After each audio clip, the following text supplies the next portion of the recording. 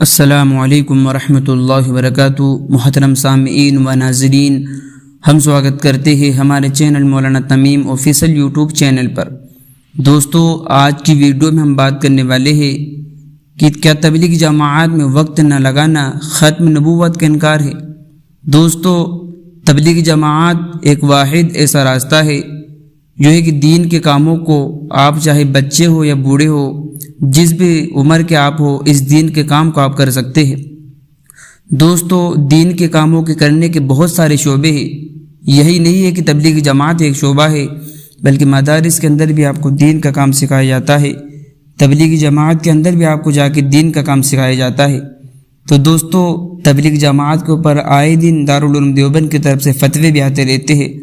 تو دوستو، اسی طرح کا ایک ساتھی کا سوال ہے، وہ سوال بھی ہم آپ کے سامنے پیش کرنے والے ہیں، اور اس کا جواب دارالعلوم دیوبند نے کیا دیا ہے وہ جواب بھی ہم آپ کے سامنے پیش کرنے والے ہیں۔ دوستو، اس سے پہلے آپ ہمارے چینل پر نئے ہو تو اس کو سبسکرائب بھی کر لیجئے، انشاءاللہ اسلام کے مسئلوں کو پر ویڈیو آتی رہتی ہے۔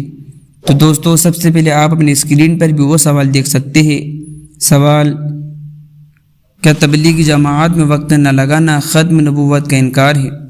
مفتی صاحب، مسئلہ یہ ہے کہ ایک تبلیغ جماعت کا آدمی بیان میں کہتا ہے کہ تبلیغ جماعت میں وقت نہ لگانا ختم نبوت کا انکار ہے، یعنی اپنے ذمہ دار کے حوالے سے بتاتا ہے جو لوگ تبلیغ جماعت میں وقت نہیں لگاتے وہ اس انتظار میں بیٹھے ہیں کہ نیا نبی آئے گا، گویا وقت نہ لگانے والے ختم نبوت کے منکر ہے۔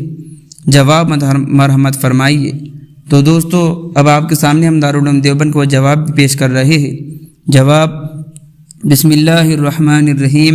اگر اس طرح کا جملہ کہا گیا تو سخت گمراہ کن جملہ ہے، اسے توبہ استغفار کرنا چاہیے اور آئندہ اس طرح کے جملے سے احتراز کرے۔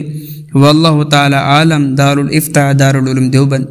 تو دوستو، یہ تھا دارالعلوم دیوبند کا جواب۔ اب اس سے آپ کو واضح ہو ہی گیا ہوگا کہ ایسی باتوں کا کہنا کس طرح سے جو ہے کہ غلط ہے۔